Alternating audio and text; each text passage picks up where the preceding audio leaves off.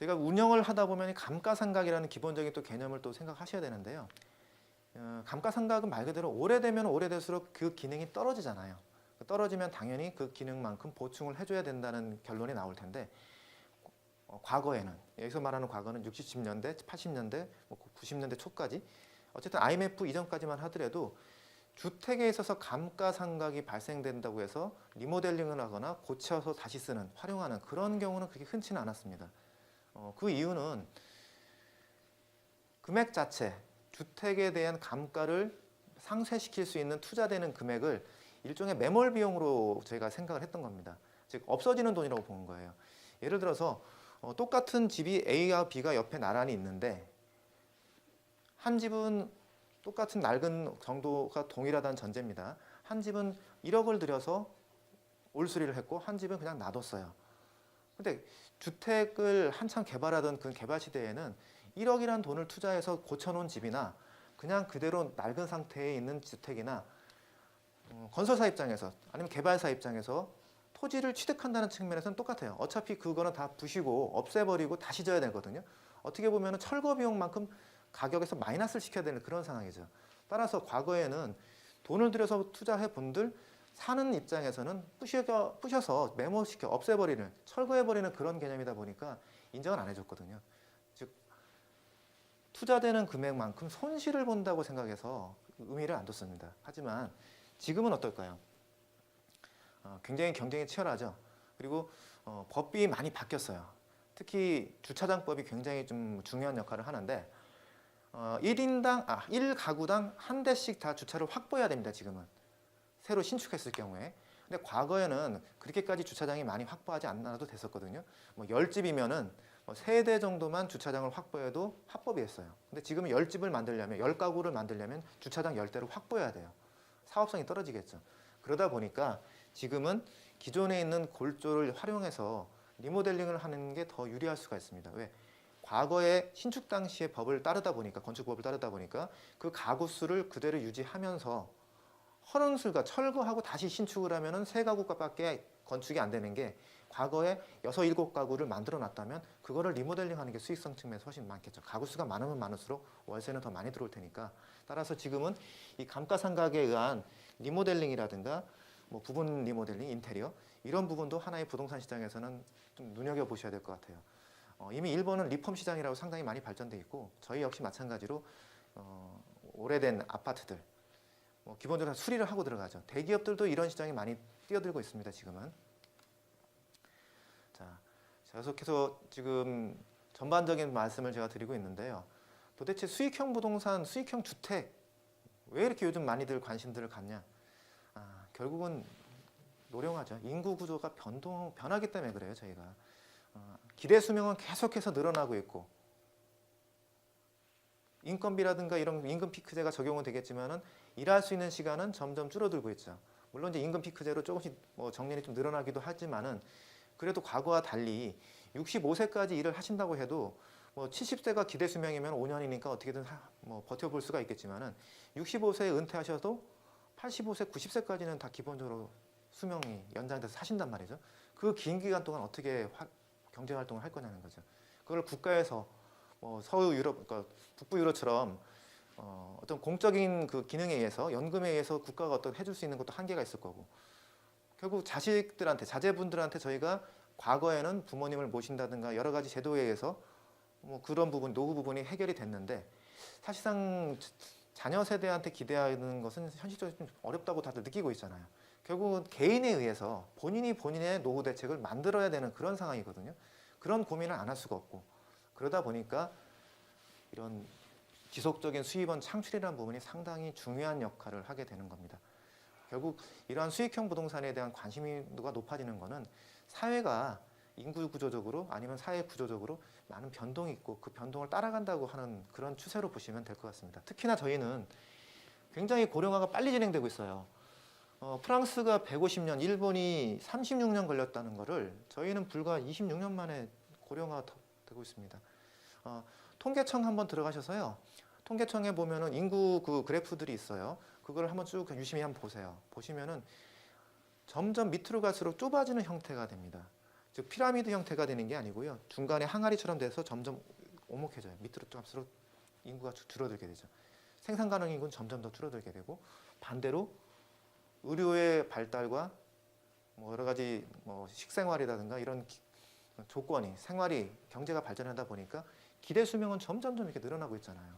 이 긴 수대 수명을 개인이 다 책임져야 된다는 그런 부분이 저희가 수익형 부동산을 눈여겨볼 수밖에 없는 그런 구조입니다. 보시는 것처럼 앞으로는 지금 이 자료 자체가 2014년에 뭐 85세 이게 여성분이겠고요. 남자분들은 뭐 79세까지 산다고 하는데 이건 더 늘어난다고 보셔야 돼요. 일본 역시 더 마찬가지겠죠. 저희가 일본을 따라간다고 하는데 일본 따라가는 형태도 이런 형태라고 보시면 될 것 같습니다. 자, 또 나왔네요. 치킨점. 가장 흔하게 저희가 말씀드리는 게 자영업을 한다. 은퇴한 이후에 어떤 자영업을 난 하겠다. 뭐 명예퇴직금 받아서 하는 거 이런 얘기들 많이 우려하실 텐데 실질적으로 1990년대, 97년대 IMF 이후에 명예퇴직할 때는 사실 명퇴금도 많이 받았어요. 그 명퇴금을 가지고 제일 먼저 하는 길은 자영업이었습니다. 치킨점이라든가 우리 이런 것들을 많이 보셨을 거예요. 프랜차이즈점. 지금도 마찬가지로 가장 쉽게 접근할 수 있는 게 퇴직금을 가지고 할 수 있는 뭐 치킨점이라든가 맥도날드 전 세계 매장보다도 오히려 한국의 치킨점이 더 많다고 하니까 얼마나 많은지는 아실 거예요. 근데 이렇게 많이 한다는 얘기는 뒤집어 얘기하면 경쟁이 그만큼 치열하다는 거고 상권조사도 제대로 안 된 상태에서 무리하게 영업을 하시는 분들이 많아요. 처음에 이렇게 제가 부동산 일을 쭉 하다 보니까 처음에 목돈을 받아서 퇴직금이라든가 명퇴금이라든가 여러 가지 목돈을 받아서 뭐 남들 보기 좋은 곳에 대로변에 크게 이렇게 한번 시작을 해보죠.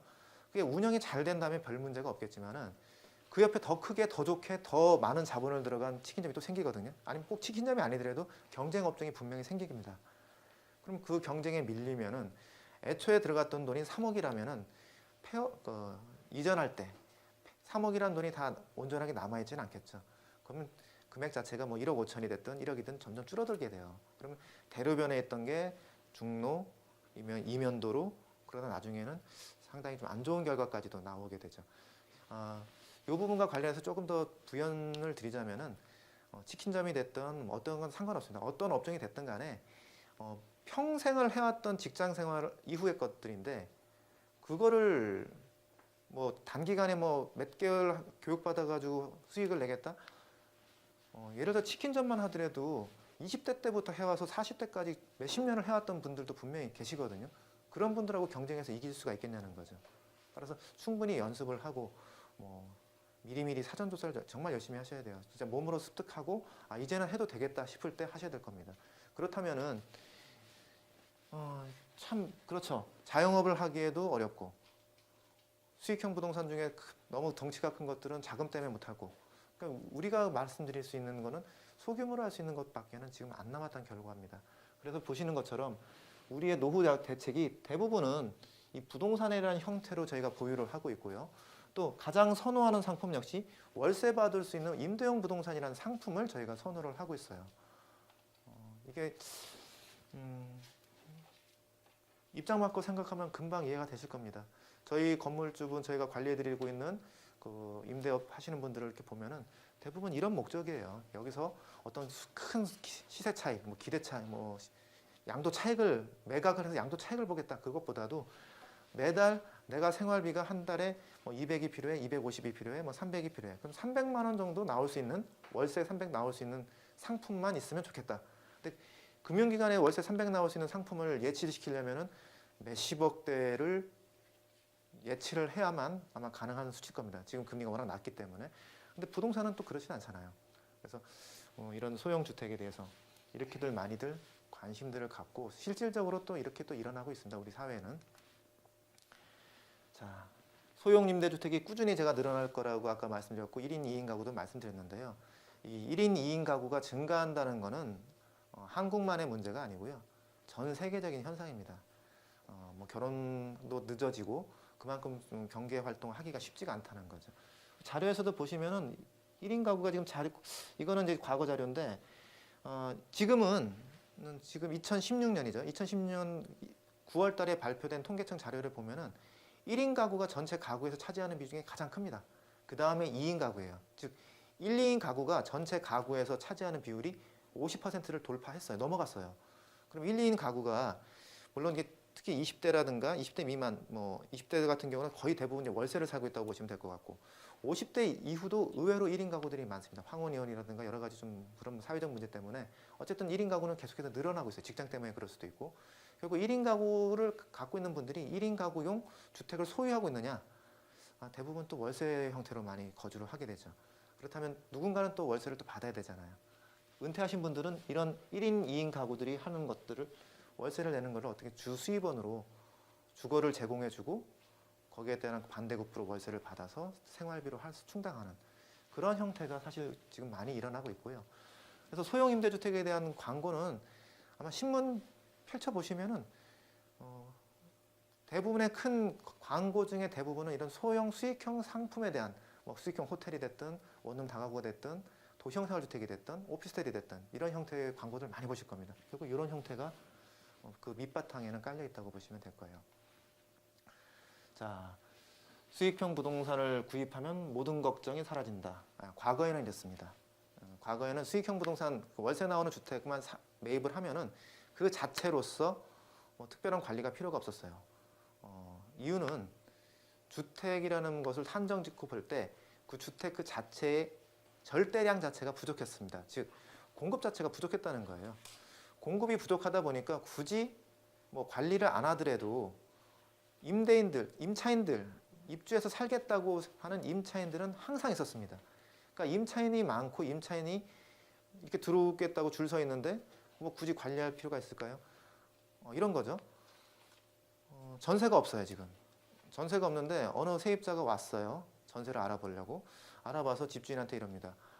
도배, 전세는 세입자, 전세에 들어오는 사람이 도배를 하고 들어오는 건데 전세 제가 얻겠지만 도배가 마음에 안 드니까 집주인님께서 도배도 해주시고 장판도 바꿔주시고 TV도 넣어주시고 이러면 제가 전세를 얻겠습니다 라고 했을 때 임대인이 그걸 받아들이겠냐는 거죠. 계약 안 하면 그만이거든요. 그리고 어떻게든 들어오겠다고 하고 있는 임차인들이 많다면은 뭐 관리할 것도 없고 뭐 고객 서비스라는 것, 임차인도 어떻게 보면 하나의 그 소비자잖아요. 소비자에 대한 서비스 그런 개념 자체가 없겠죠. 일본도 마찬가지였습니다. 일본은 임대 제도 중에 재밌는 제도가 뭐냐면 사례금이라는 게 있어요. 그 집이 절대적으로 주거가 절대적으로 부족하다 보니까 나한테 방을 주셔서 감사합니다라고 해서 한 달에서 3개월 정도 되는 월세를 사례금으로 집주인한테 줍니다. 그건 돌려받는 돈이 아니고 그냥 소멸되는 돈이에요. 물론 지금은 그 제도도 많이 이제 완화가 됐는데 과거에는 그랬다는 거죠. 그게 무슨 얘기냐면은 주택의 절대량이 부족한 공급 부족인 상태에서는 관리라는 얘기는 사실 의미가 없습니다. 관리 안 해도 들어올 사람 많고요.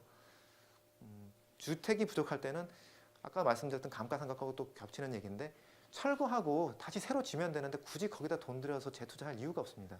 하지만 지금은 그렇지가 않다는 얘기를 하고 싶은 거예요. 지금은 단순하게 구입만 했다고 해서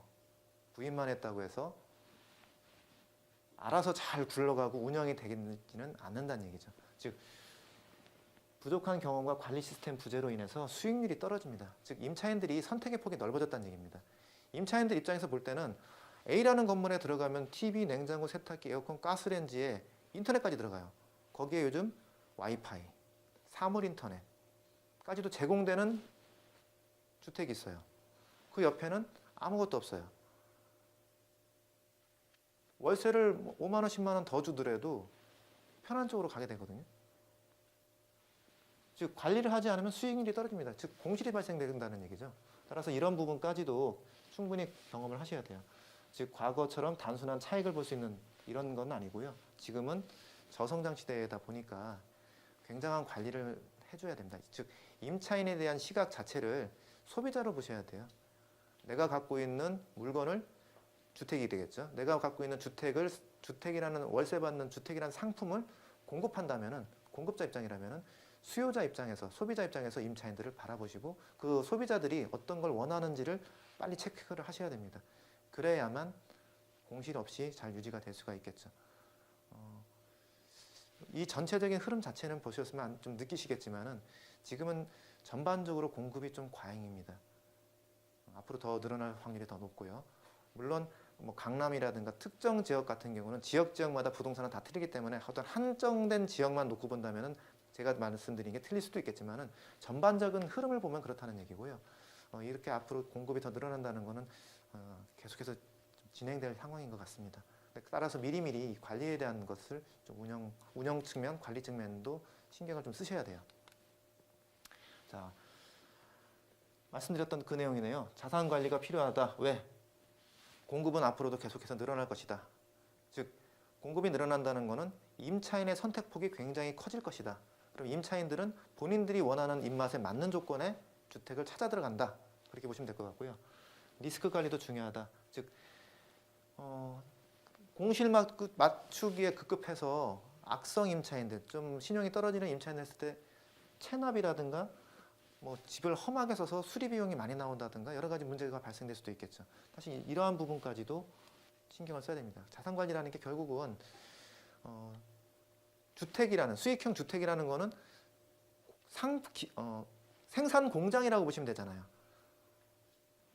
앞으로도 계속해서 운영을 해야 되고 활용을 해야 되는 내 자산인데 그 자산이 자꾸 고장나거나 망가지거나 해서 공실이 발생되고 또 입주하신 임차인이 월세를 체납한다면 당장의 수익이 또 안 들어올 거고 이러한 부분도 또 관리를 해야 된다는 측면이 발생이 될 겁니다.